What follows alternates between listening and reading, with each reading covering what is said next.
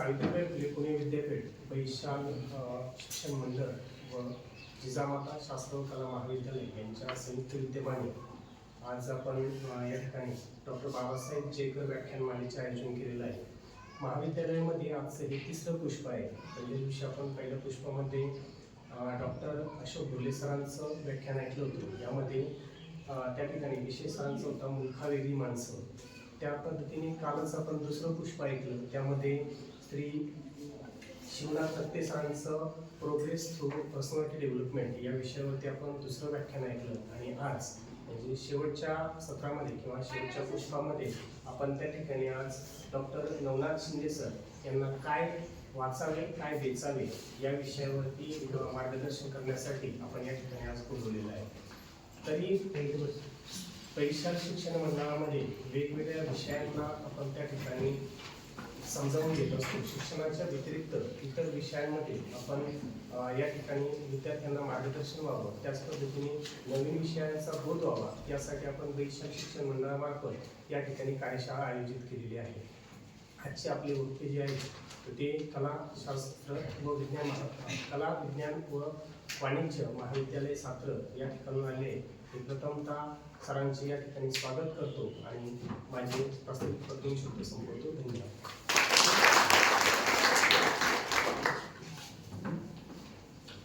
धन्यवाद सर. यानंतर कार्यक्रमाच्या अध्यक्षीय सूचना मांडण्यासाठी इंग्रजी विभागाच्या प्राध्यापिका डॉक्टर साठे मॅडम यांना मी या ठिकाणी आमंत्रित करते.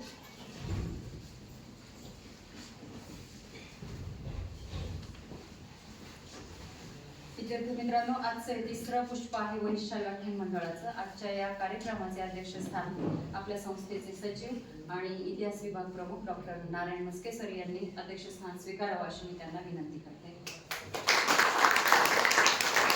धन्यवाद मॅडम. यानंतर अनुमोदन घेण्यासाठी मी संगणक शास्त्राचे प्राध्यापक सोनवणे सर यांना या ठिकाणी आमंत्रित करते. आताच डॉक्टर साठे मॅडम यांनी जी अध्यक्षीय सूचना मांडली त्यासाठी मी आपल्या सर्वांच्या वतीने अनुमोदन अतिथींच्या स्वागतासाठी मी प्राध्यापक किरण खरड यांना विनंती करते की आपण शिंदे सरांचा या ठिकाणी सत्कार करावा अशी मी त्यांना विनंती करते.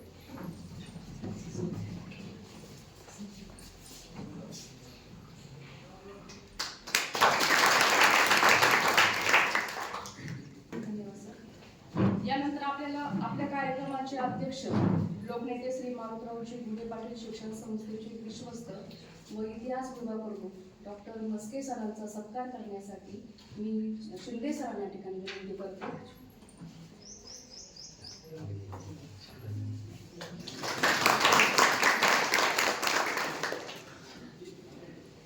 धन्यवाद सर. आणि त्यानंतर आपल्या कार्यक्रमासाठी जे आपल्याला प्रमुख वक्ते लाभलेले आहेत माननीय doctor Navnath Shinde sir, art science and commerce college Satara महाविद्यालय सरांना मी विनंती करते की आपण या ठिकाणी आमच्या विद्यार्थ्यांना मार्गदर्शन करावं.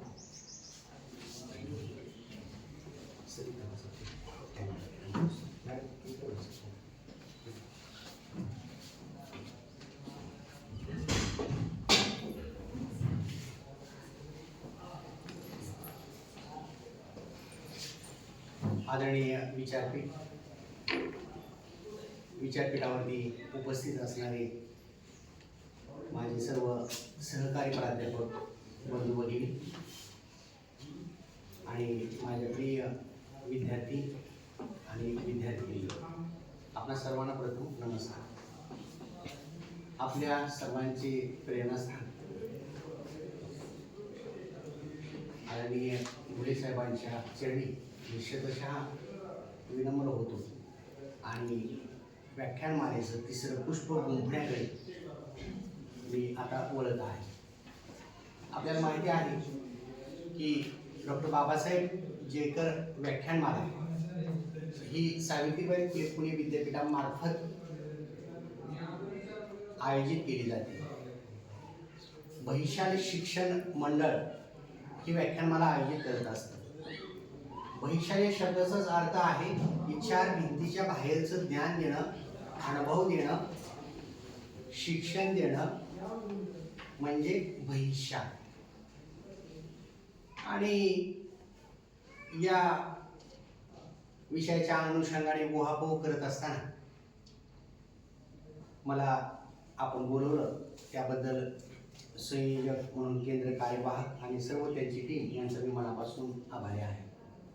विद्यार्थी मित्रहो, माझ्या आजच्या व्याख्यानाचा विषय आहे काय वाचावे काय वेचावे. शीर्षक आहे काय वाचावे काय वेचावे आणि पुढे आहे प्रश्नचिन्ह. कुठलीही कन्सेप्ट कुठलाही प्रश्न समजून घेताना ती संज्ञा आपण मुळातून समजून घेतली तर आशय आकलन व्हायला सोपं सुलभ जातं. म्हणून गद्य पद्यात्मक असणारा ज्याच्यामध्ये नादमयता आहे परंतु वैचारिकतेचा मोठा गाभा साठलेला आहे असा विषय घेऊन मी तुमच्या समोर आलेला आहे. आणि विषयाची सुरुवातच प्रश्नार्थक पद्धतीने होऊन जाते आणि मग आपण उत्तराच्या शोधामध्ये इतस्था संदर्भ घेत राहतो. मित्रो, आपण सर्वजण या राष्ट्राचे भाग्यविधाते आहात. स्वामी विवेकानंद म्हणत असतात all power within you can do anything and everything. तरुणाईमध्ये खूप शक्ती आहे. ती शक्ती, ती अंतप्रेरणा, तो प्राण जागृत करणं हे महत्वाचं आहे. Young blood is the property of nation. तरुण रक्त ही राष्ट्राची संपत्ती असतं आणि आपल्या कुटुंबाची ही खरी संपत्ती ही संततीच असते. म्हणून संतती व्यवस्थित घडली की आपोआप राष्ट्र निर्माण होत असतं, राष्ट्र उद्धार होत असतो. म्हणून या पिढीवरती सुसंस्कार, वाचन संस्कार होणं काळाची गरज आहे. म्हणून मी विषय घेऊन आलेला आहे काय वाचावे आणि काय वेचावे. आज माहिती तंत्रज्ञानाचं युग आहे. सायन्स, टेक्नॉलॉजी आणि डेव्हलपमेंटनं वेगवेगळी क्षेत्र काबीज केलेली आहेत. चंद्रावर मंगळावरचा प्रवास आपला सुरू आहे. एआयचं युग आलेलं आहे. कृत्रिम बुद्धिमत्ता आपल्या सभोवताली वावरते आहे आणि आपल्या प्रत्येक कृती, उक्ती, व्हर्बल, नॉन व्हर्बल ते अचूकपणे टिपून आपलं भाकीत सांगते आहे. मी जर म्हटलं भेंडा बुद्रुक या गावाविषयी मला कविता तयार करून द्या की लगेच चॅट जीपीटी आपल्याला कविता तयार करून देतो. दिले की खाली म्हणता आहे मी निबंध लिहून देऊ का? बरोबर. मी मुद्देसूद टिपण काढून देऊ का? आपण जसा संदर्भ देऊ, माहिती देऊ तसं ते देत आहे. कारण तेच आपण फीडिंग केलेले ना त्याच्यावरती, नेटवरती, इंटरनेटवरती, या विश्वजालावरती आणि ते सगळं संकलित करून आपल्यासमोर देत आहे. म्हणजे आपण कसं पेरतो याच्यावर उगवणीचा हंगाम अवलंबून असतो. सतत कोपारा म्हणतात शुद्ध बीजा पोटी फळे रसाळ गोमटी. म्हणून ही पिढी घडण्यासाठी, योग्य मार्गदर्शन होण्यासाठी आम्ही काय वाचावं हे महत्वाचा प्रश्न आपल्या समोर आता उभा राहतो आहे. मी महाविद्यालयामध्ये आलो, 100 किलोमीटरचा प्रवास करून तुमच्याशी हितगुज करायला आलो. आल्यानंतर माझं पुस्तक भेट देऊन स्वागत करण्यात आलं. म्हणजे वाचनाचा वारसा एका पिढीकडून दुसऱ्या पिढीकडे संक्रमणशीलरित्या बदलत जावा हाच संकेत या पुस्तक भेटच्या माध्यमातून दिलेला दिसून येतो आहे. बुके देऊनही सत्कार केला असता, शाल देऊनही सत्कार केला असता, गिफ्ट देऊनही सत्कार केला असता, पण हे सगळं तकलादू आहे, हे सगळं दिखावा आहे. परंतु चिरंतन स्मृती ज्या टिकून असतात, ज्यातून आमच्या ज्ञानाची मशागत होत असते, मन बिंदू मनगट घडत असतो, ती असतात पुस्तकं. म्हणून विद्यार्थी मित्रो, पुस्तकाशी मैत्री करा. काय योगायोग बघा, आज दिनांक आहे 14 फेब्रुवारी. आजच्या दिवसाचं दिनविशेष काय असं मी विचारलं की मला वेगवेगळे संदर्भ मिळत गेले, जागतिक लेवलचे मिळत गेले. चित्रपट सृष्टीतल्या मधुबालांचा संदर्भ मिळत गेला, परंतु सगळ्यात जास्त संदर्भ मात्र प्रेमाचा दिवस असा म्हणून गणला गेला, ज्याला व्हॅलेंटाईन डे असं म्हटलं जातं. 14 फेब्रुवारी म्हटलं की व्हॅलेंटाईन डे, आदर, प्रेम, भावना व्यक्त करण्याचा हा दिवस गणला जातो. खरं तर आईचं मुलावर असणारं प्रेम, भावाचं बहिणीवर असणारं प्रेम, पतीचं पत्नीवर असणारं प्रेम, विठ्ठलाचं आपल्या भक्तावर असणारं प्रेम, हे एक अद्वैत असं नातं, निर्मळ, निरपेक्ष, आदरानं जपलेलं नातं, प्रेमाचं नातं. पण या प्रेमाच्या नात्याला आता अनेक कंगोरे फुटलेले आपल्याला दिसून येतात. म्हणून ह्या घडण्याच्या आणि बिघडण्याच्या वयामध्ये कवी म्हणतात की प्रेम कर भिल्लासारखं बाणावरती खोचलेलं, प्रेम कर भिल्लासारखं बाणावरती खोचलेलं, मातीमध्ये कुकून सुद्धा मेघापर्यंत पोहोचलेलं. प्रेम म्हणजे 1.5 अक्षराचा खेळ. प्रेम म्हणजे काय असतं, तुमचं आणि आमचं अगदी सेम असतं, असं मंगेश पाडगावकर महाराष्ट्र भूषण कवी म्हणतात. प्रेम ही भावना उदात्य, व्यापक आणि विशाल असलेली आपल्याला दिसून येते आहे. म्हणून आपण पुस्तकांशी प्रेम करावं, आपण ग्रंथालयाशी प्रेम करावं, आपण अध्ययनार्थी आहोत, ज्ञान घेतो आहोत. आपल्या घरामध्ये शिकणारे, पदवीधर होणारे आपण पहिले आहोत. आपल्याला शासकीय नोकरी मिळवण्याचं स्वप्न आपल्या डोळ्यासमोर आहे. मग हे स्वप्न पूर्ण करायचं असेल तर फक्त अभ्यासक्रमाला नेमलेली पुस्तकं वाचून, परीक्षार्थी होऊन हे संपादन करणं थोडं कठीण जाईल. आपण परीक्षार्थी होण्यापेक्षा ज्ञानार्थी होणं गरजेचं आहे. आणि हे ज्ञानार्थी होण्यासाठी आपल्याला अवांतर वाचनाशी मैत्री करावी लागेल. प्रत्येकाच्या आयुष्यामध्ये मुलाखतीचा प्रसंग येत असतो, इंटरव्ह्यूचा प्रसंग येत असतो. मग नोकरीच्या निमित्ताने दिलेली मुलाखत असेल, मौखिक परीक्षा असेल, किंवा लग्न सोहळ्यावरती लग्नाकडे जात असताना पाहुणे बघण्याचा येण्याचा कालावधी असेल, त्यावेळी मुलीला द्यावी लागणारी ती मुलाखत असेल. त्यामध्ये ठरलेला प्रश्न असतो, तुझा आवडता छंद कोणता? तुझा आवडता छंद कोणता? मग आपलं उत्तर असतं, देत असतो आपण आपल्या आवडीनिवडीनुसार. तसा माणसाला छंद असावा वाचनाचा. 14 विद्या 64 कला यातली एक तरी कला आपल्या अंतरंगामध्ये असावी की ज्यामुळे जीवनाचा आनंद, आल्हाद आणि उत्साह जगण्यामध्ये नवता, प्रेरणा येते, आत्मविश्वास येतो आणि जगण्याला नवसंजीवनी प्राप्त होते. आणि यातूनच सेवा, साधना, संवेदनशीलता आणि सृजनशीलता विकसित पावत असते. पण या सगळ्याच्या मुळाशी काय आहे? वाचन आहे. असं म्हटलं जातं की आजची पिढी वाचत नाही असा प्रश्न असतो, किंवा वक्ते व्याख्यानातून बोलत असतात की नवी पिढी वाचत नाहीये, त्यांच्याकडं मोबाईल आहे, बरोबर. परंतु या उत्तराशी मी पूर्णतः सहमत नाही. नवी पिढी खूप वाचते आहे. आज जर आपण पाहिलं, अखिल भारतीय मराठी साहित्य संमेलन असेल, नाट्य संमेलन असेल, किंवा शासकीय अनुदानातून उभा राहिलेली वेगवेगळी पुस्तक प्रदर्शन असतील, ग्रंथमहोत्सव असतील, याच्यामध्ये करोडोचे संख्येने पुस्तकं विकली गेलेली आहेत. अनेक पुस्तकांच्या आवृत्त्या निघालेल्या आहेत.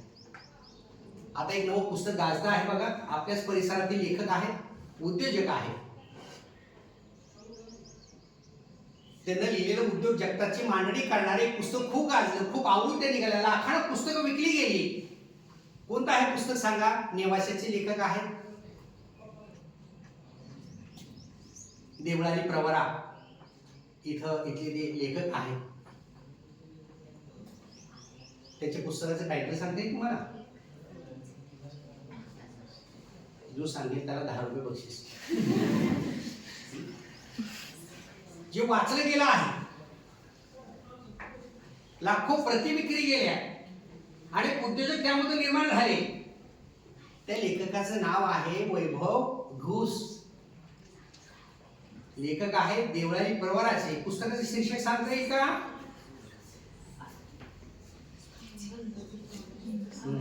कोणतरी आता फुसफुसलं, पण सांगावं तर चुकलं तर काय करावं? सरांनी पुन्हा प्रतिप्रश्न विचारला तर काय करावा? अंत असती प्रारंभ. The end is the beginning. भाग 1 आणि 2. मी काही जाहिरात करायला नाही पुस्तक आहे. तरुण तरुणी वाचतात काय हे फक्त मी दाखवायला आलो. ते पुस्तकं फक्त मला दाखवायचे, तुम्ही वाचावं, नंतर प्रेरणा घ्यावी, इकडे वळावं, हाच उद्देश. आत्मविश्वास आणि उद्योगामध्ये तरुणाईनं उतरावं, आत्मनिर्भर व्हावं, स्वावलंबी व्हावं, असा दृष्टिकोन इथं पुस्तकामध्ये अंत असते, प्रारंभ याच्यामध्ये लेखक मांडताना दिसून येते. लाखो तरुणाच्या गळ्यामध्ये तैक झालेले हे आत्ता अलीकडचं हे पुस्तक आहे. आपण हे पुस्तक वाचावं, जीवनामध्ये प्रेरणा घ्यावी, उद्योजक व्हावं, नोकरी मागणारे नव्हे तर नोकरी देणारं व्हावं. कारण आता नोकरीवरती निर्बंध येत आहे, सभोवतालचा काळ भयावह आहे. बरोबर, शासकीय नोकरी घेण्यासाठी जीवघेणी स्पर्धा करावी लागते आहे.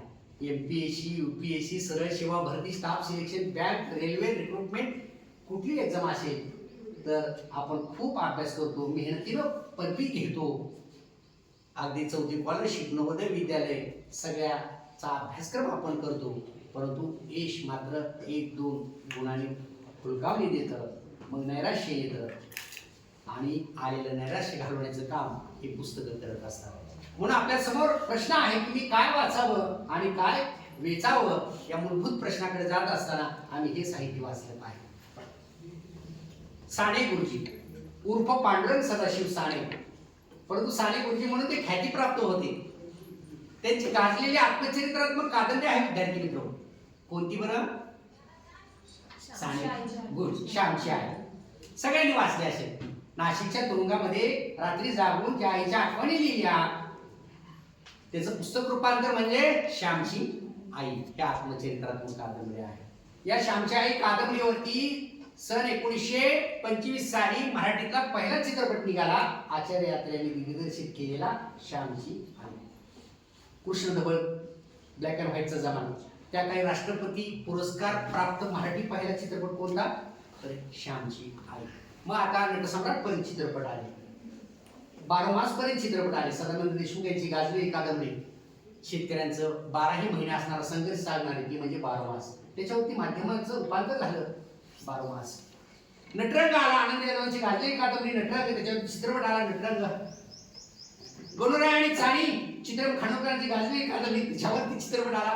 म्हणजे साहित्य कृतीचं माध्यमांतर कसं होत असतं, म्हणजे भोवतालचा समाज आणि साहित्य एकरूप होऊन ते मालिकामधून, चित्रपटामधून, दृकश्राव्य माध्यमामधून आमच्यावरती प्रभावकारकरित्या मांडणी करत असतं. म्हणजे साहित्य आणि समाज या एकाच नाण्याच्या 2 बाजू आहेत. साहित्यामध्ये चित्रण होतं ते समाजातील घटना, प्रसंग, घडामोडी आणि साहित्य जे कथानक, कथासूत्र, व्यक्तिचित्र, पात्र, प्रसंग, संघर्ष आणि भाषा शैलीतून उभा राहतं. हे साहित्याचे घटक जे उभा राहतात ते समाजातील घटना प्रसंगावर आधारलेले असतात. म्हणून आपण चांगल्या गोष्टी, चांगली पुस्तकं हाताळली पाहिजे, वाचली पाहिजे. मोबाईलमध्ये खूप माहिती मिळते, परंतु ज्ञानाचा मात्र अभाव आहे. जे एका क्लिकवर आलेलं आहे, गुगल, विकिपीडियानं खूप ज्ञान आपल्या समोर माहितीच्या स्वरूपात आणलेलं आहे, परंतु याला ज्ञान म्हणावं का हा प्रश्न आहे. याच्यामध्ये वस्तुनिष्ठता आहे का प्रश्नचिन्ह. याच्यामध्ये सांख्यिक माहितीची विश्वसनीयता आहे का रिलायबल नाही. मग रिलायबल काय आहे तर छापलेली पुस्तक, ग्रंथ, शब्दकोश, विश्वकोश, संस्कृतिकोश, देवीकोश, आमचं पुराण साहित्य जे अक्षरबद्ध आहे, जे हातात घेऊन आपण वाचतो ते आपल्याला खऱ्या अर्थानं ज्ञान देतं. म्हणून दिवसभर आपण मोबाईलच्या संपर्कात असतो, परंतु डोंगर पोखरून उंदीर काढावा अशी आपली अवस्था होऊन जाते. एखादं वाक्य कुठेतरी मिळतं, ठीक आहे, पण आणि 3-5 तास माझे गेले त्याच्यावरती. जागतिक सर्वे आहे, भारतातील लोक सरासरी स्क्रीन टाइम त्यांचा 5 तास असले दिसून. मग वाचण्याकडे तो वळेल कसा. शारीरिक मानसिकरित्या तो विकलांग झालेला, आपल्याच मनप्रवृत्तीमध्ये गुंतलेला, एकवटलेला व्यक्ती या महाजालातून बाहेर काढणं खूप कठीण झालेलं आपल्याला दिसून येत आहे. म्हणून जसं महाविद्यालयात आल्यानंतर सायकल पार्किंग स्टँड आहे किंवा गाडी पार्किंगचं स्टँड आहे, तसे प्रत्येकाच्या घरामध्ये मोबाईल पार्किंगचं स्टँड असलं पाहिजे. गेल्यानंतर आम्ही तिथं मोबाईल पार्किंग करून ठेवावा, घरातल्याशी मन भरून बोलावं, मिसळावं आणि वाचावं. मग घरामध्ये येणारी वर्तमानपत्र वाचावी, घरामध्ये येणारी नियतकालिकं वाचावी किंवा महाविद्यालयामध्ये असणारी उपलब्ध ती वाचावी. याच्यातून खरी आपली वैचारिक जडणघडण घडत असते. यातून खऱ्या अर्थानं स्पर्धा परीक्षेचं सामर्थ्य आपल्यामध्ये उभारत असतं. आता मी समोर आणलेले साने गुरुजी यांनी संस्थापक असणारं साधना नावाचं साप्ताहिक आहे. मला सांगायचं आहे 7 दिवसाला प्रकाशित होणारे हे साप्ताहिक आहे साधना. एकूण पाना आहेत 48. बरोबर. खूप सुंदर असं वैचारिक ठेवा आणि साठवण असणारं हे साप्ताहिक आहे. वर्तमानकालीन घटनांचा घडामोडीचा संदर्भ याच्यामध्ये असतो. ह्या गोष्टी आपण वाचल्या पाहिजे. महाराष्ट्र शासनानं महिन्याला प्रकाशित होणार लोकराज्य हे मासिक आहे. आम्ही वाचक घडवतो, भविष्य घडवतो. 5.5 लाखांचा खप आणि 50 लाख वाचक असणारा हा लोकराज्याचा अंग आहे. सर 10 रुपये कमी महिन्यात एकच मासिक गव्हर्नमेंटचं प्रकाशित होतं. अगदी वेगवेगळे शासकीय GR, MPC, UPC मधून उत्तीर्ण झालेल्या उमेदवारांच्या मुलाखती, कृषी, सामाजिक, वेगवेगळ्या शैक्षणिक क्षेत्रातील अव्वल यश संपादन केलेल्या व्यक्तींच्या मुलाखती सचित्र अशा याच्यामध्ये असतात. किती पेजेस आहेत बघा, 154 पेजेस आहे. किंमत किती? फक्त 10 रुपये. आपण हे घरामध्ये वाचायला पाहिजे का नाही?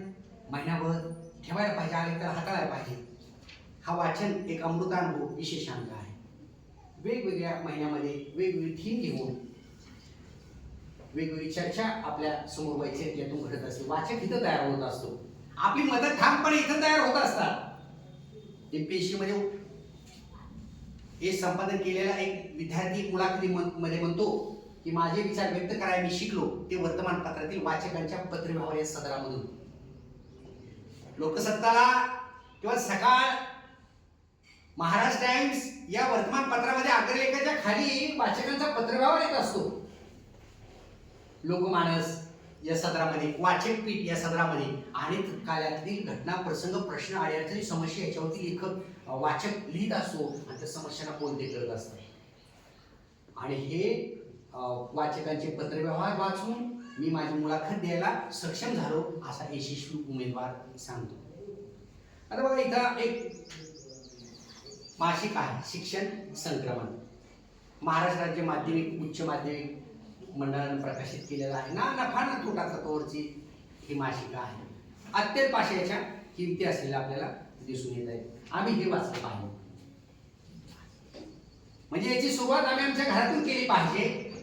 आमच्या मुलांवरती तो वाचन संस्कार केला पाहिजे. नातेवाईक शेजाऱ्यांवरती हा वाचनाची दिशा आणि दृष्टिकोन ठरवला पाहिजे. आणि मग आम्हाला उभा करतं ते महाविद्यालयातले आमचे गुरुजन, अध्यापक आणि महाविद्यालयामधल्या लायब्ररीच्या माध्यमातून खऱ्या अर्थानं आमचा स्वतंत्र पिंड तयार होतो. आणि भविष्यातला विचारवंत याच तालमीत खऱ्या अर्थानं घडला जातो. म्हणून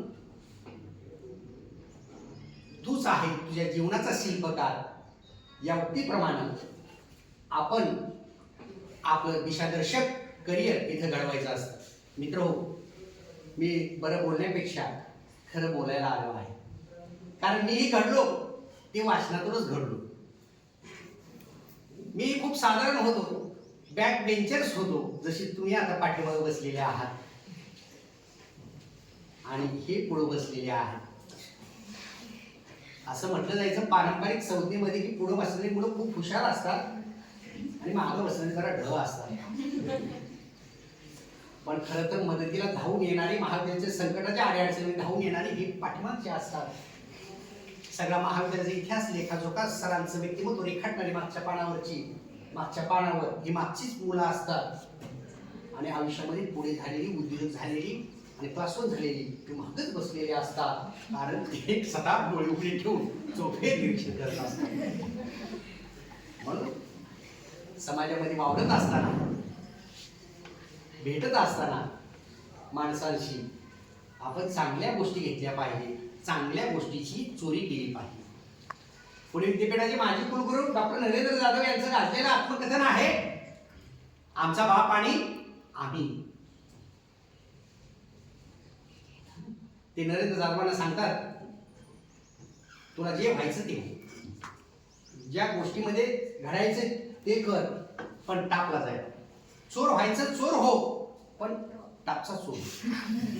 असं मोठ्या स्वराकडे माणसानं चोरी करावी ज्ञानाची, माणसानं चोरी करावी विचाराची, माणसानं चोरी करावी सद्गुणांची. शेवटी एखादी व्यक्ती ही सर्व गुणाचा पुतळा नाही. हाताची पाचही बोट सारखी नाही, घरामध्ये असणारी पाचही भावंड सारखी नाही. भेटलेले असणारे सोबतचे मित्र सगळे चांगले असतील असं नव्हे, आपण त्यातल्या चांगल्या गोष्टी घ्यायच्या आहेत. सध्या एकनाथ म्हणतात आपल्या अभंगामध्ये की जो जो जयांचा घेतला मी गुण, जो जो जयांचा घेतला मी गुण, तो तो गुरु केला मी जाण, गुरुशी आले अपारपण, जग संपूर्ण गुरुदिशी. विद्यार्थी मित्र हो, तुम्ही तर किती मोठ्या पावन पवित्र धरतीमध्ये आहात, बरोबर. नेवासा म्हटलं की आपल्याला काय आठवतं? संत ज्ञानेश्वर. आणि संत ज्ञानेश्वरांनी लिहिलेली कथन केलेली ज्ञानेश्वरी म्हणजेच भावार्थ दीपिका आपल्या डोळ्यासमोर उभा राहते. अगदी आध्यात्मिक शांतता आणि सृजनशील असणारा हा परिसर आपल्याला जगण्याची मोठी ऊर्जा देऊन जातो. नेवासा नगरी मध्ये असणारे यादव काळातले अनेक संदर्भ आजही आपल्याला दिसून येतात. प्रवरा नदी, गोदावरी नदी आणि मूळ कोणती नदी दुसरी? मुळा नदी ना. या तीन नद्याच्या पाठपाण्यावरती हा सुजलाम सुफलाम झालेला भाग आहे. पैस खांब म्हणून ज्या खांबाचा उल्लेख केला जातो त्या खांबाला टेकून संत ज्ञानेश्वरांनी शके 1212 ज्ञानेश्वरी सांगितली. तो शिलालेख आजही त्या पैस खांबावर कोरलेला आहे. संत ज्ञानदेव आणि त्यांची भावंड 2.5 वर्ष नेवासा नगरीमध्ये राहिलेले आहेत. या मातीला त्यांचे चरणस्पर्श झालेला आहे. किती पवित्र पुण्यवान ही नगरी आहे. वारकरी संप्रदाय, भक्ती संप्रदाय, भागवत संप्रदायासाठी ही पूजनीय वंदनीय अशी पवित्र भूमी आहे. शिगे 1272 तरी टीका केली ज्ञानेश्वरी सच्चिदानंद बाबा आदरो लेखो झाला. शिगे 1272 म्हणजे इसवी सन 1290. शिगेमधून इसवी सन काढायचं म्हणलं की त्याच्यामध्ये 78 मिसळायचं, 7-8-78 मिसळायचं शिगेमध्ये, मग इसवी सन येतं. शिगे 1272 म्हणजे इसवी सन 1290 साली ज्ञानेश्वरीची रचना या आपल्या नेवासा नगरीमध्ये झालेली आहे. किती पवित्र पावनभूमी आहे. आपण भेंडाबुद्रुक गावचे आहात. काय आहे भेंडाबुद्रुक गावचं वैशिष्ट्य? तुम्हाला मुलाखतीला गेलात एमपीसी पीसी मुलाखतीला आणि तुम्हाला प्रश्न विचारला भेंडाबुद्रुक गावाची 5 वैशिष्ट्ये सांगा, विशेष सांगा. सांगा, बोला जागे मोठ्याने.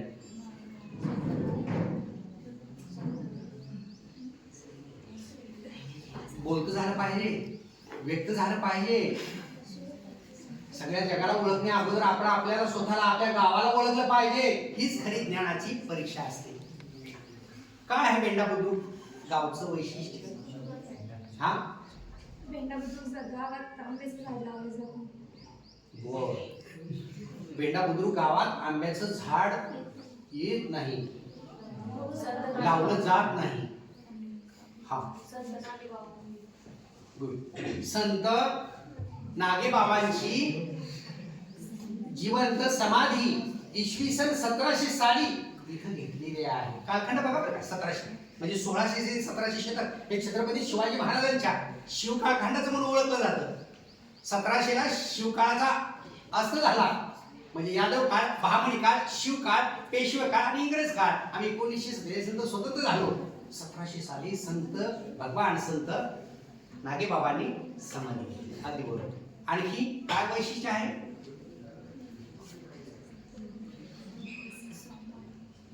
नद्यांच्या परिसरामधला असणारा भाग, मोठी बाजारपेठ असणारं हे बुद्रुक हे मोठं गाव आहे. शेती कृषी संपन्न असणारं असा हा परिसर आहे आणि या परिसरामध्ये तुम्ही ज्ञान घेता आहात.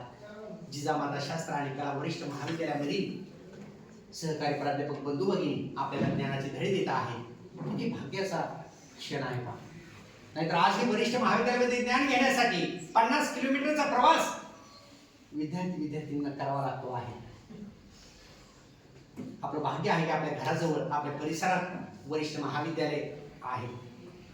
म्हणून आपण कशी काशी करतो याच्यावरती आपली राशी अवलंबून असते.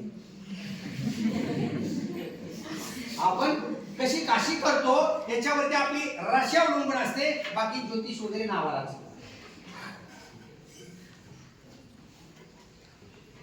म्हणून दररोज सकाळी आल्यानंतर महाविद्यालयात उपस्थित असेपर्यंत आपण लेक्चर केले पाहिजे,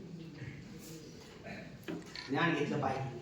अगदी कानात प्राणात ओतून आपले 7-8 डोळे ब्लॅकबोर्डकडे असले पाहिजे. कानातला श्रवण हे सरांच्या शब्दांचं असलं पाहिजे. हे घेतल्यानंतर ज्यावेळेस उर्वरित वेळ राहील त्यावेळेस आम्ही लायब्ररीत गेलं पाहिजे. लायब्ररीत घेतल्यानंतर पहिला मुजरा आपण ग्रंथालयाला करायला पाहिजे. बाहेर असणारे वर्तमानपत्र आहेत 8-9 लावलेले, ते एकतरी वाचावं. नाही घरात ते तिथं तरी वाचा ना. गेल्यानंतर नव्या पुस्तकाचं स्वागत न्यू अरायव्हल्स जे असतील ते बघावे, मॅगझिनला हाताळावं, प्रत्येक पुस्तकाला जाऊन भेटावं, स्पर्श करावं, पुस्तकाची उरी घ्यावं, पुस्तकाला करकरून भेटावं. माझा एक प्रश्न आहे इथं सर्वांना जमलेला. कोणाच्या घरामध्ये कपड्यापेक्षा जास्त पुस्तकं आहेत? आता माझं सगळं मन माझ्या घरात गेलं. मी सगळ्यात कपाट उघडायला लागलो आणि पाहायला लागलो कोणाच्या घरामध्ये कपड्यापेक्षा पुस्तके जास्त आहेत. असा प्रश्न विचारायला गेलो. उत्तर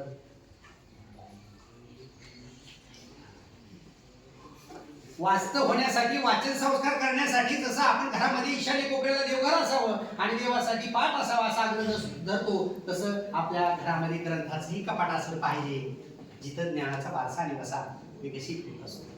असं म्हटलं जातं की माणसानं किती वाचावं, तर त्याचं जेवढं वय असेल त्याच्यावरती एक 0 द्यावा, एवढं वाचावं. बघा आता तुमचं वय किती आहे? सरासरी 19, 20, 21 वर्षाची युवक युवतीनं बसलेले आहेत. समजा सरासरी तुमचं वय 18 वर्ष आहे. तुम्ही भारताचे नागरिक झालेले आहात. विधानसभा, लोकसभा सगळा शिक्षण व्यवस्थित मार्ग देशाचं प्रतिनिधित्व कोणी करावं हे तुम्ही ठरवत आहात. ही युवा पिढी आहे. असं म्हटलं जातं की माणसानं किती वाचावं, तर त्याच्या एकूण वयावरती एक 0 द्यावं, इतकं वाचावं. आता ताईचं जर वय 18 असेल तर तिने 180 पुस्तकं आतापर्यंत वाचली. माझं वय आता 46 चालू आहे, तर त्याच्यावर एक 0 दिला तर मी आतापर्यंत 460 पुस्तकाचं वाचन करायला पाहिजे होतं. आता लोक सांगे ब्रह्मज्ञान, आपण कोरडा पाषाण. गावाला जायचं बदलायला, घरामध्ये सगळा वावंट. असं होतं का? सुरुवात घरापासून, स्वतःपासून, आणि मग लोकांना सांगायचं असतं.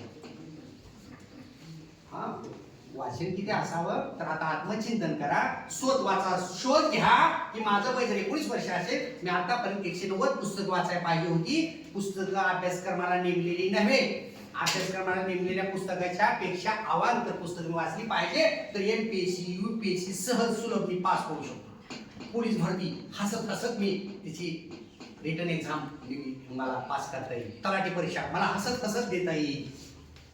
मग शोधा. कोणा म्हणायचं नाही गरीबाचं कोण आहे, पारदर्शीपणाच नाही. अरे OMR आपल्याला मिळते, आपण सोडवल्यानंतर दुसऱ्या दिवशी आन्सर की येते. आपणच आपलं चेकिंग करायचं असतं. कुठं चुका झाल्या त्या टाळायच्या असतात, बरोबर. रिपीट चुका करायच्या नसतात. यश मिळत असतं, फक्त चुका टाळलं की आपोआप यश मिळत असतं. आम्ही 4 वेळा सेट परीक्षा नापास झालो, 5व्या वेळी पास. नेट 4 वेळा नापास झालो, 5व्या वेळी पास. पाच झाल्या वडिलांनी शंका घेतली, 5तूनच पास झाला.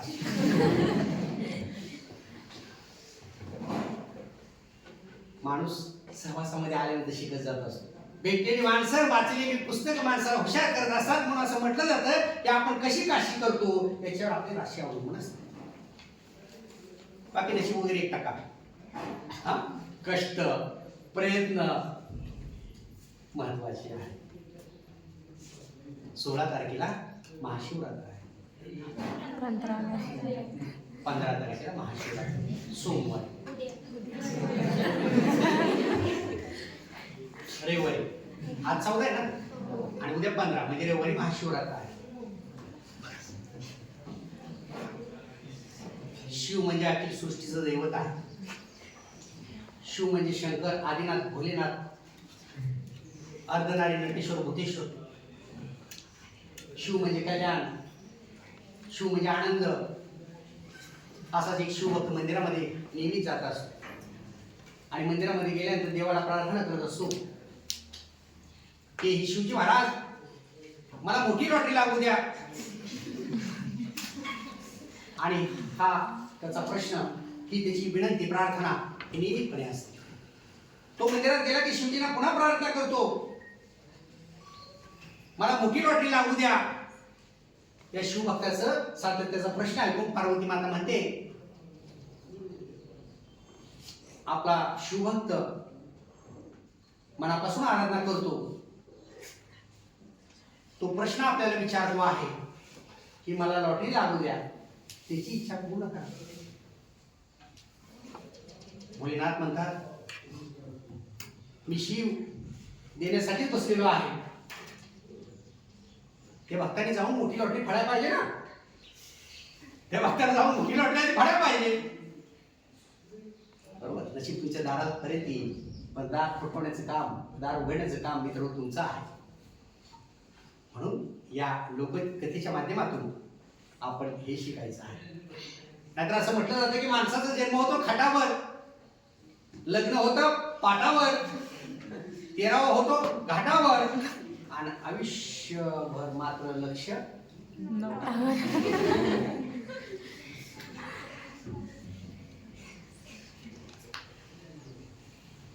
एका संस्थेचे संस्थापक होते. महिन्याचा पगार आणल्यानंतर ते पिशवीमध्ये नोटाचे बंडल आणायचे आणि ते बंडल घरी घेऊन आल्यानंतर बायको पाहत असे. त्यावेळी गल्लीतील बायांना, खेड्यामध्ये ती म्हणाली की अगं तू भाजीपाल्याचा बाजार बॅग भरून आणते, माझा तर नवरा नोटाची बंडल आणतो. नोटाची बंडल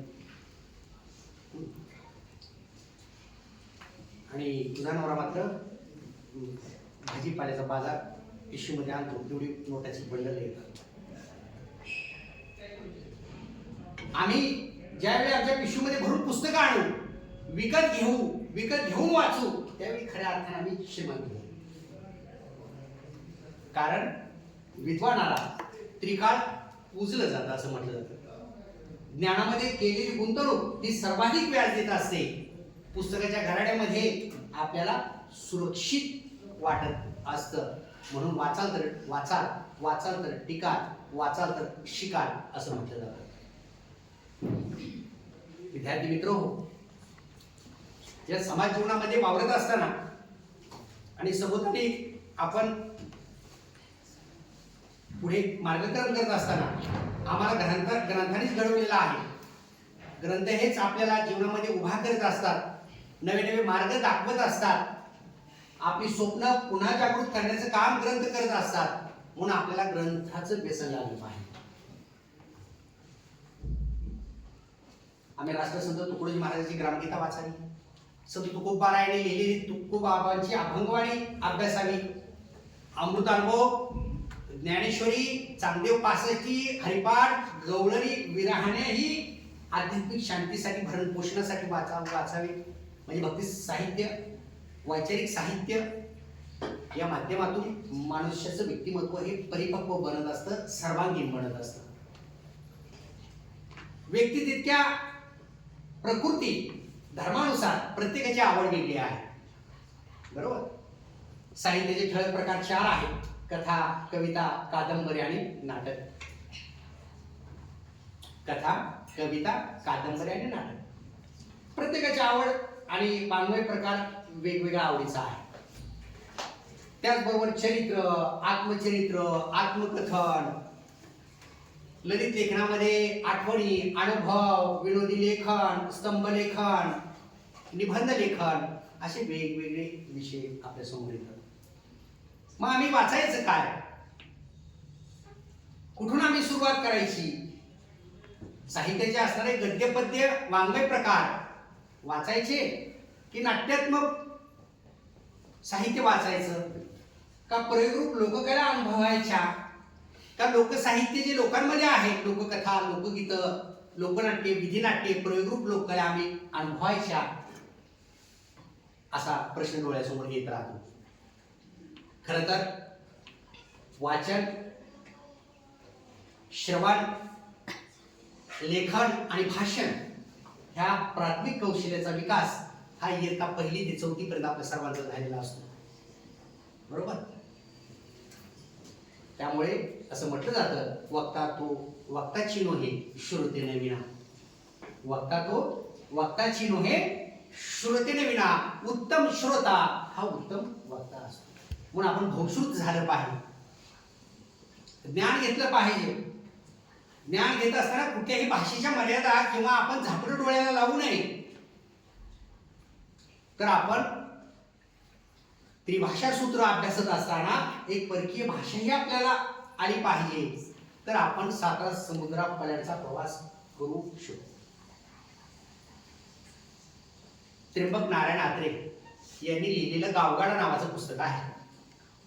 या गावगाडा पुस्तकामध्ये तत्कालीन समाज व्यवस्था कशी उद्यमशील होती, प्रत्येकाच्या हाताला काम देणारी कशी होती, सुख, आनंद, सौख्य कसं नांदत होतं, हे त्र्यंबक नारायण आत्रे आपल्या गावगाड्यामध्ये सांगतात. 12 बलुतेदार, 18 आलुतेदार आणि पारंपरिक ज्ञानाची रचना याचं सगळं विशेष त्या ग्रंथामध्ये आपल्याला दिसतं. किंवा मराठीत लिहिलं गेलेलं पहिलं सामाजिक नाटक ज्योतिराव गोविंदराव फुले यांनी लिहिलेलं तृतीय रत्न नावाचं नाटक शिक्षणाचं महत्व अधोरेखित करताना आपल्याला दिसतं आहे. गुलामगिरी, शेतकऱ्याचा असूड यासारख्या साहित्यानं आपल्याला घडवलं. आपल्या परिसरामध्ये अनेक महामानव होऊन गेले, याची जीवनचरित्र लिहिली गेली, आपण ती वाचली पाहिजे. प्रवरानगर म्हटलं की पद्मश्री डॉक्टर विठ्ठलराव विखे पाटील डोळ्यासमोर उभे राहतात. त्यांचं जीवनचरित्र ज्यावेळेस आपण शोधायला जातो त्यावेळेस शिवाजी सावंत यांनी लिहिलेलं लढत भाग 1-2, राजा मंगळवेळकरांनी लिहिलेलं भूमिपुत्र नावाचा चरित्र ग्रंथ, माये देव यांनी लिहिलेलं साखरेचा ठेवा किंवा महाराष्ट्र शासनाच्या संस्कृती महामंडळाने प्रकाशित केलेली ही समाज सुधारकांची मालिका, ग्रंथ मालिका आपण वाचली पाहिजे. नवे नवे संत गाडगे महाराजांनी आपल्या कीर्तन शैलीच्या माध्यमातून सहज सुलभ लोकभाषेमध्ये जो संवाद केला, अज्ञान, अडाणीपण, अशिक्षितपण, नवसाय याच्यावर जो प्रहार केला, तो प्रहार आपण शिकला पाहिजे. गोपाला गोपाला देवकीनंदन गोपाला या माध्यमातून केलेली जी काही रचना होती ती बहुजन समाजाच्या उद्धारासाठी असलेली आपल्याला दिसून येते आहे. म्हणून विद्यार्थी मित्रहो, आपण फुले, शाहू, आंबेडकर यांचं साहित्य वाचत वाचत ज्यावेळेस आपली बैठक होते, ठाम भूमिका तयार होते, ठाम विचार तयार होतो, त्यावेळी आपण उत्स्फूर्त विधान करत असतो, उत्स्फूर्त मांडणी करत असतो. म्हणून ग्रंथच आपल्याला घडवत असतात आणि ग्रंथच आपल्या जीवनामध्ये दिशा दाखवत असतात.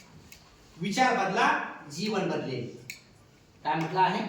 विचार बदला, जीवन बदलेल. आपल्या कृतीमुळेच आपलं कर्म हे ठरत असतं.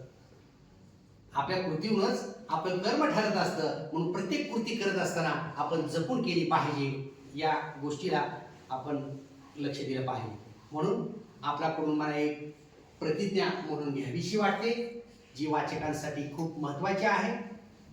आपण सर्वांनी जागेवर उभं राहावं, हात समोर करावे. उभा राहा, चालू हात समोर करा, उजवा हात, आणि प्रतिज्ञा माझ्या पाठीशी म्हणायची आहे. वाचन माझा धर्म आहे. सारे वाचक माझे बांधव आहेत. माझ्या भाषेवर माझे प्रेम आहे.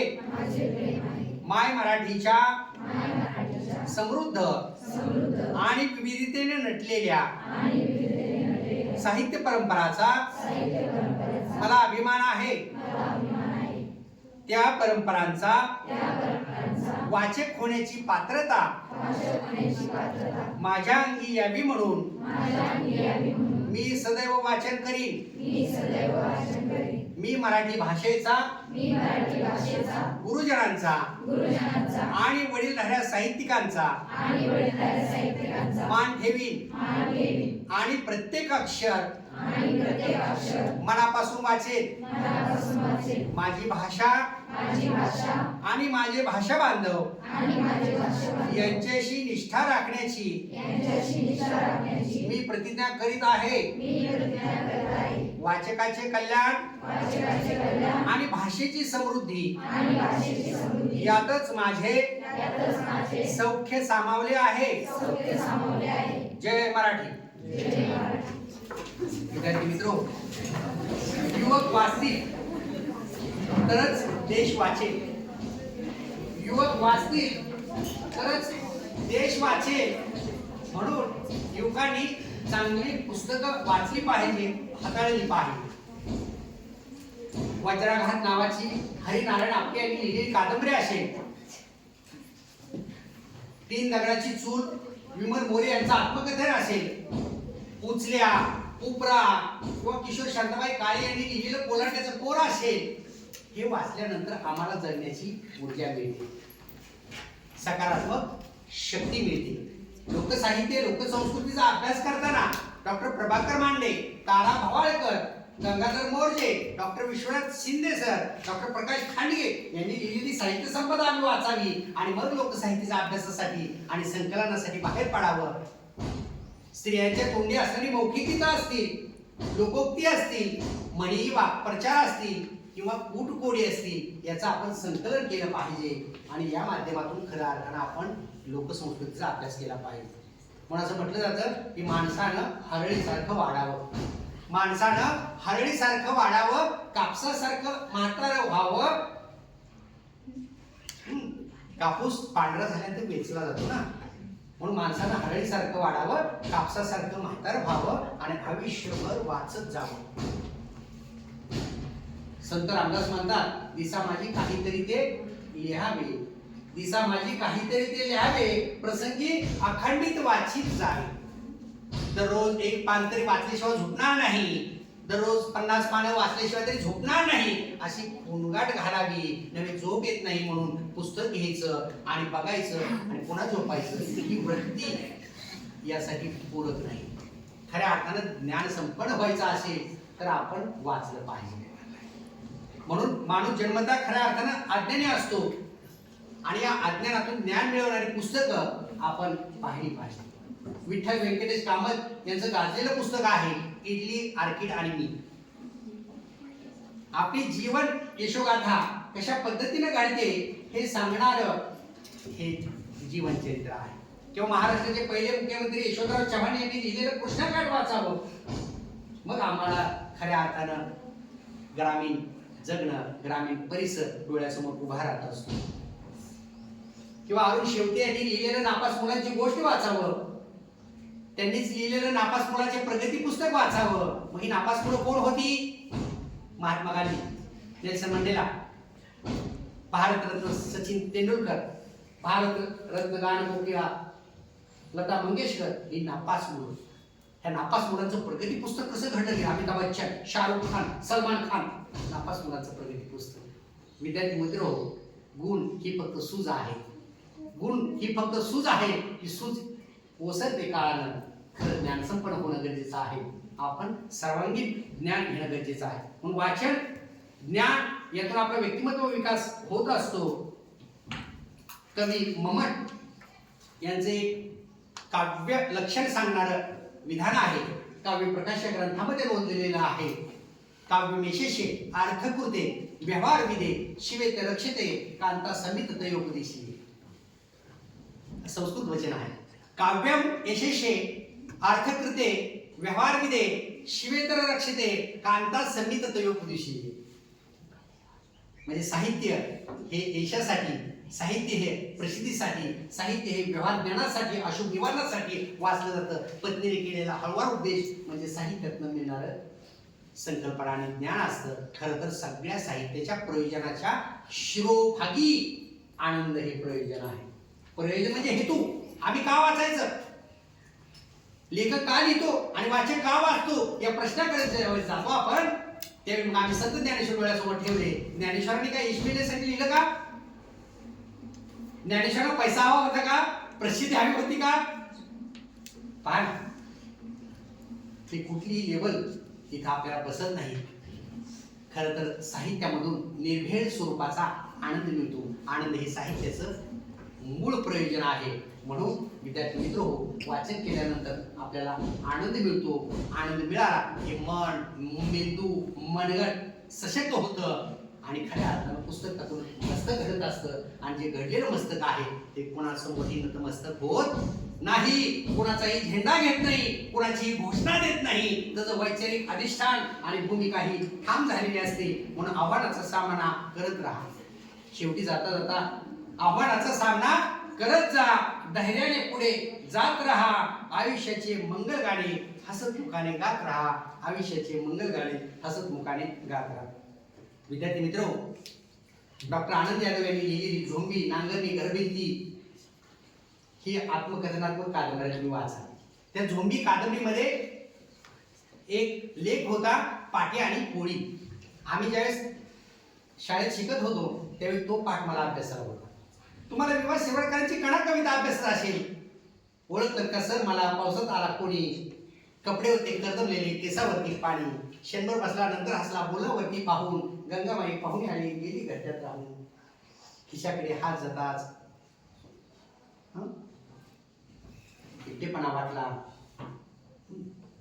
अशा स्वरूपाने ती रचना येते आणि जीवनाची प्रेरणा, आत्मविश्वास घेण्याची गुरुच्या चरणी ही लीनता आपल्या लक्षात येते.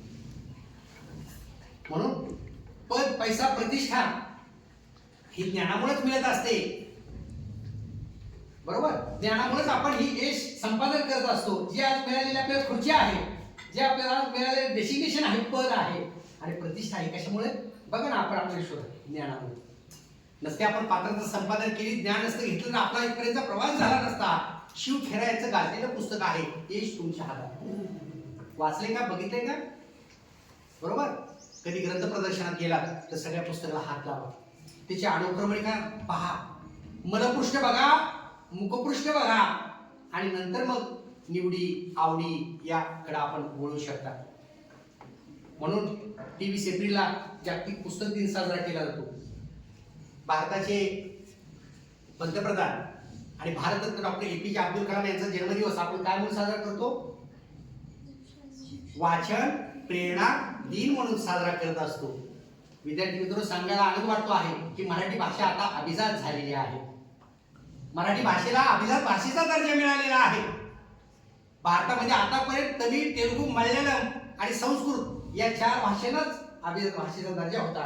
आता संस्कृत, तमिळ, तेलुगू, मल्याळम याच्याबरोबर मराठी ही भाषा अभिजात झालेली आहे. जी भाषा अभिजात असते त्याला 2000 वर्षापूर्वीचा इतिहास असतो, ती भाषा स्वतंत्र असते, असे त्याचे निकष होते. संगमनेरचे साहित्यिक डॉक्टर रंगनाथ पठाण यांची गाजलेली ताम्रपट कादंबरी असेल, प्राध्यापक हरी नरके सर असतील, रावसाहेब कसबे सर असतील, यांनी अभ्यासपूर्ण मांडणीतून मराठीचा साठी जो संघर्ष केला, किंवा महाराष्ट्र साहित्य परिषदेचे कार्याध्यक्ष डॉक्टर मिलिंद जोशी सर असतील, सर्व टीमने हे जे कार्य केलं आणि केंद्राने आपल्याला मराठीला अभिजात भाषेचा दर्जा दिला.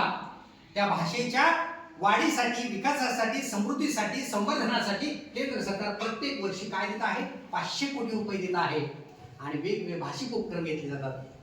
विद्यार्थी मित्र हो, भाषा ही संस्कृतीच्या मुळाशी असते. भाषा ही संपत्ती आहे आणि भाषा ही संपत्ती कशी आहे? अर्जित आहे. अर्जित म्हणजे कमवता येते, मिळवता येते, प्रयत्नानं साध्य असते. आपण सर्वजण महाराष्ट्रीयन आहोत. आपली मातृभाषा मराठी आहे, बरोबर, परंतु आपण इतर भाषा शिकलो का नाही? म्हणून भाषा ही काय असते? अर्जित संपत्ती असते. भाषेमधून संस्कृती जतन केली जाते, भाषेमधून इतिहास लिहिला जातो. या सगळ्या गोष्टी आपल्याला इथं लक्षात येत आहेत. माणूस पुस्तकाचे जग निर्माण करू शकतो वेगवेगळ्या वाचनाच्या माध्यमातून, हे आपल्याला करता येतं. असं म्हटलं जातं की नाही निर्मळ साबण, नाही निर्मळ जीवन काय करी साबण, है ना, नाही निर्मळ जीवन काय करीत सावळ या उक्तीप्रमाणे गझल सम्राट कवी सुरेश भट आपल्या गझलेमध्ये म्हणतात, उशीर काल होता होता काळ रात्र झाली. उशीर काळ होता होता काळ रात्र झाली, अरे आयुष्याच्या पुन्हा पेटवा मशाली. या उक्तीप्रमाणे आपण आता चांगले मित्र धरूया, चांगल्याची संगत धरूया. मित्र किती आहेत याच्यापेक्षा कसे आहेत हे महत्वाचं आहे. जगण्याच्या लांबीपेक्षा उंचीला महत्व आहे आणि ही उंची आपल्याला पुस्तकातून गाठता येते, ग्रंथ वाचनातून गाठता येते. म्हणून गावोगावी होणारे अखंड प्रवचनाचे सप्ताह असतील, वेगवेगळ्या व्याख्यानमाला असतील, गावात असणारं सार्वजनिक वाचनालय असेल, या माध्यमातून आपण आपला पिंड तयार करायचा असतो, आपण आपलं व्यक्तिमत्व घडवायचं असतं, असा संदेश तुम्हाला देतो. आणि आपण सर्वांनी शांतपणे ऐकून घेतलं त्याबद्दल मी इथं थांबतो. धन्यवाद.